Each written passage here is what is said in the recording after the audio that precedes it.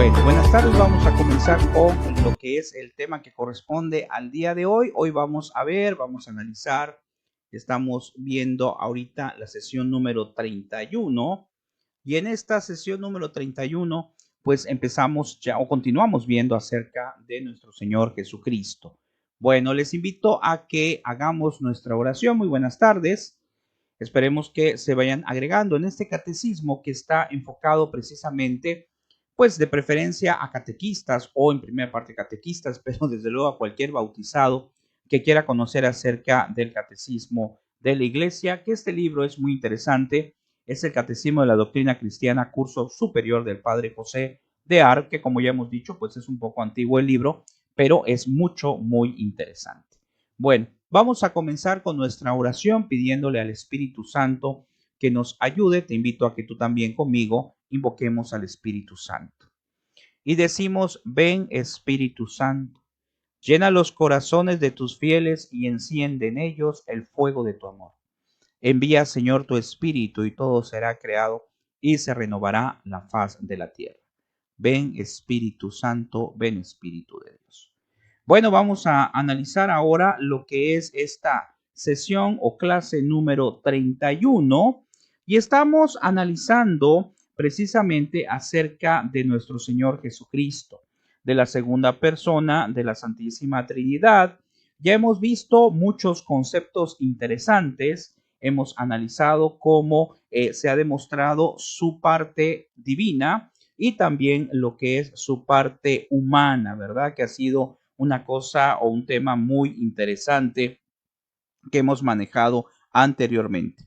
Vamos a retomar las preguntas que se encuentran ahorita en pantalla, que nos dice lo siguiente. Estas las manejamos al final el día de ayer y nos dice, ¿dónde vivió Jesucristo después de la vuelta de Egipto? Dice, después de la vuelta de Egipto, Jesucristo vivió retirado en Nazaret, en casa de sus padres. Y ahí analizamos, ¿verdad?, dónde nació Jesús. Y en el 177 dice, ¿qué hizo Jesús a los 12 años de edad? Habiendo ido sus padres, según costumbre, a celebrar la Pascua en Jerusalén, quedóse Jesús después 3 días en el templo por voluntad del Padre. Sabemos y recordamos que en lo que es el Santo Rosario, en uno de los misterios que analizamos, pues se encuentra precisamente eso, cómo Jesús pues va al templo a predicar y a hablar de su Padre. Y cuando llegan sus papás y le preguntan dónde había estado, por qué no había estado con ellos, pues nuestro Señor les dice que tenía que atender las cosas de su Padre. Entonces Jesús siempre estuvo al servicio de Dios. Fue un mensajero y es un mensajero de Dios, es nuestro Redentor. Nos tiene que dar una idea también, yo siento, de cuál es nuestra labor como católicos, como bautizados, pues es estar al servicio de Dios. Es tratar de hacer como Jesús, aunque claro, no podemos desde luego compararnos a Él en ningún aspecto, pero bueno, en el aspecto de la enseñanza, lo que Él nos trajo, lo que Él mostró con sus hechos, y en esta situación pues darnos cuenta que tenemos, así como Él estaba a disposición del Padre, pues nosotros tenemos que estar también a disposición de Dios. Y analizando la pregunta que sigue, que es la número 178, el Padre nos dice, ¿qué enseñanza quiso darnos Jesucristo con su vida oculta? Con su vida oculta quiso Jesús enseñarnos pronta obediencia, gusto por la oración y doctrina cristiana y afición al templo del Señor. Entonces, aquí el Padre nos da una aplicación práctica. Lo voy a leer de una vez para hacer un comentario. Dice en la aplicación práctica, proponte por modelo al divino niño. Procura crecer de continuo en las virtudes, así como creces en edad.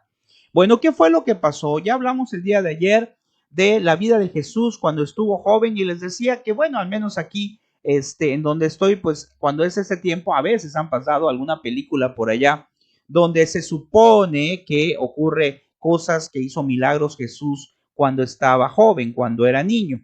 Ya hemos comentado que eso bíblicamente no está. Me acuerdo el hecho de una película donde se veía, ¿verdad?, que Jesús era niño todavía y agarraba un barro y lo convertía en paloma. Eso se puede malinterpretar porque se ve un poquito extraño y sobre todo que no está bíblicamente comprobado. Entonces, ¿por qué Jesús desde ese momento que son las cosas o las pocas cosas que sabemos de su niñez cuando se va al templo, por ejemplo, pues entonces, ¿por qué se esperó tanto para ya desarrollar su predicación, su vida pública? Y aquí el Padre nos los comenta y nos dice que él quiso crecer en obediencia, en gusto por la oración y la doctrina cristiana y la afición al templo y la afición al templo del Señor. Es decir, esos años que Jesús no estuvo predicando, sino estuvo en su casa, estuvo con la Sagrada Familia. Se nos cuenta que pues su papá carpintero, pues se supone, y ahí sí por algo obvio, que él también aprendió la carpintería. Y fue por eso le llamamos la Sagrada Familia, porque no solamente porque es sagrado en el aspecto espiritual, ahí está Dios, ahí está María Santísima y San José, sino sobre todo porque es una familia modelo. Para nosotros, la Sagrada Familia, para todos los casados, debe de ser para nosotros un modelo a seguir. Conocer cómo San José fue un esposo que ayudó, fue un esposo obediente a Dios.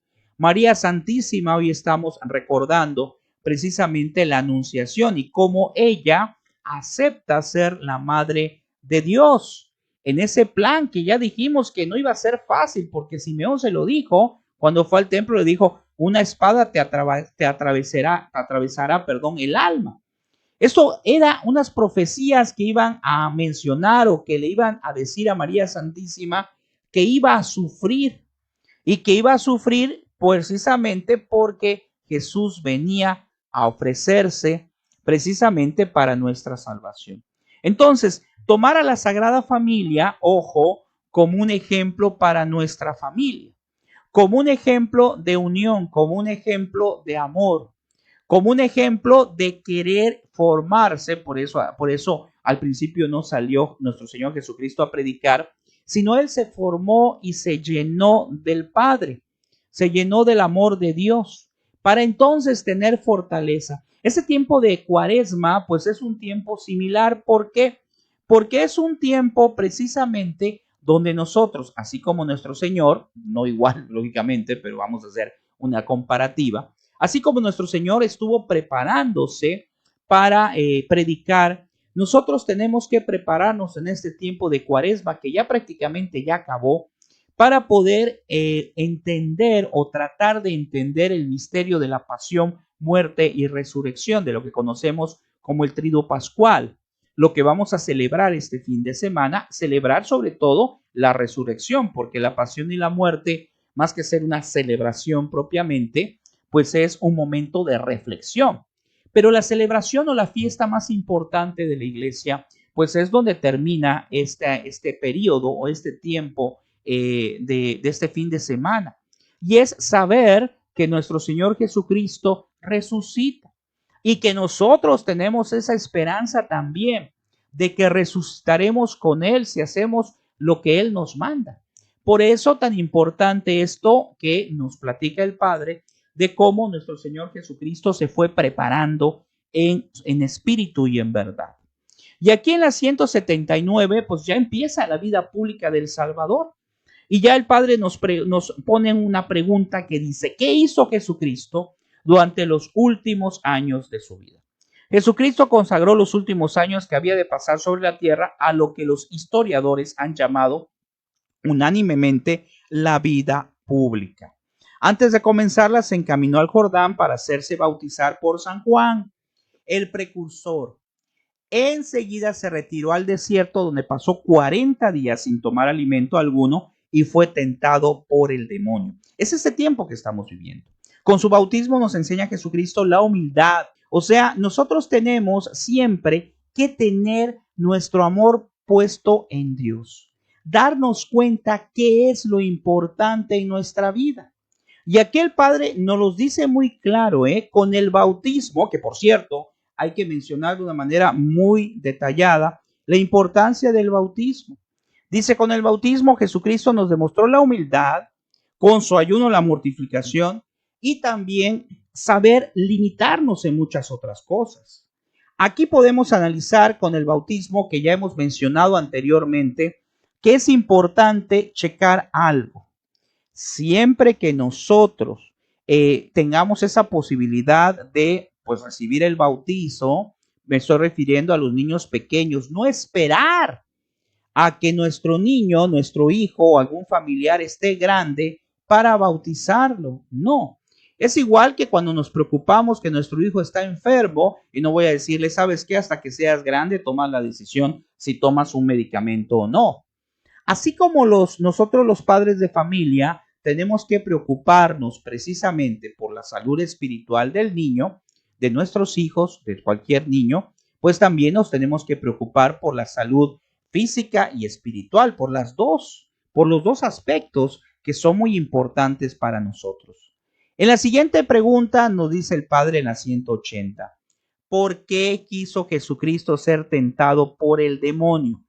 Y dice, Jesucristo quiso, o sea, aceptó ser tentado por el demonio por dos cosas. Primero, para enseñarnos que nadie, aunque sea santo, debe creerse libre de tentaciones, para darnos un ejemplo de cómo hemos de vencer las tentaciones. Y aquí viene a mi mente un cuentecillo que me contó una vez un sacerdote muy interesante, que decía que, un cuento que decía que había un monje que vivía asediado por muchas tentaciones, por muchas cosas en su mente. Y resulta que, bueno, lo que ocurría es que él le pidió a Dios ya no tener esas tentaciones. Pero ¿qué fue lo que pasó? Pues lo que pasó fue que él pues dejó de tenerlas y le decía a su superior, no, regresa y dile a Dios que te mande otra vez las tentaciones. Pero él decía, pero ya no las tengo. Sí, pero es que vas a caer en una tentación más grande, que es la soberbia. Creerte que tú eres muy digno para no tener una tentación. Recordemos que una tentación no es un pecado necesariamente. La tentación es una antesala a poder caer en un pecado. Pero como hemos mencionado anteriormente, para que sea un pecado, pues ya sea mortal o venial, pues tiene que analizarse tres puntos. Si es un pecado mortal, pues tiene que haber materia grave, plena advertencia y pleno consentimiento. Materia grave es haber quebrantado un mandamiento de Dios o de la iglesia. Plena advertencia es que yo lo sepa y pleno consentimiento es que sabiéndolo, lo acepte. En ese caso, estoy cometiendo un pecado mortal. Pero un pecado venial también es grave, nada más que no tiene el mismo nivel de gravedad, pero también es pecado y es cuando falta alguna de estas tres condiciones que acabo de mencionar. Pero sin embargo, siempre tenemos que analizar este punto que nos está diciendo el Padre y después nos dice, ¿para qué también? Para infundirnos ánimo al ver que todo el ímpetu del diablo ya ha sido vencido. O sea, él permitió ser tentado para demostrarnos que podemos vencer a la tentación y para que así esperemos, que por Jesucristo no nos han dado de faltar fuerzas, o sea, Jesucristo nos da las fuerzas para poderlo vencer. Así como pasó con Jesucristo, que fue, con nuestro Señor Jesucristo, que fue tentado, pues nosotros somos tentados también.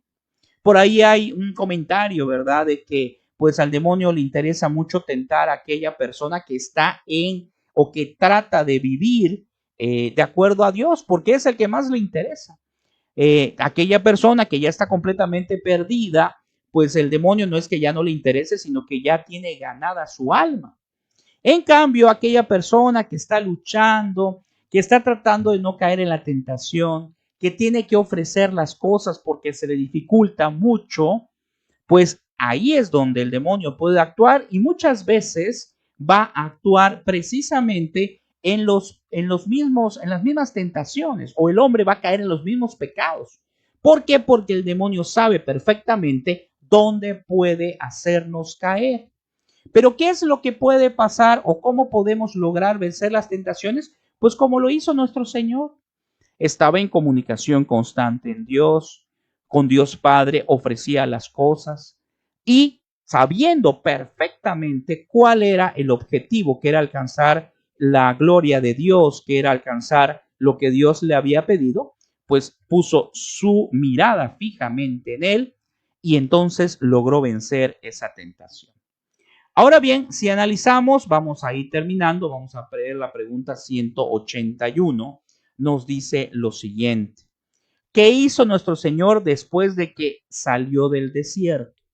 Dice, después que nuestro Señor salió del desierto, comenzó a enseñar públicamente su doctrina y a reunir discípulos en torno suyo, de entre los cuales escogió 12 para ser sus apóstoles o mensajeros.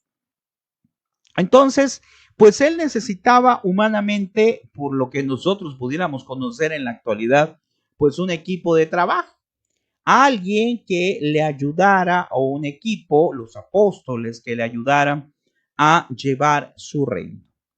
¿Por qué? Porque al momento de morir, pues los apóstoles iban a recibir al Espíritu Santo y en ese momento la iglesia iba a ir creciendo, se iba a ir estructurando, se iba a ir formando. Hoy leía un suplemento o un comentario de Vatican News, de las noticias del Vaticano, que decía que había o que está subiendo el número de católicos en el mundo.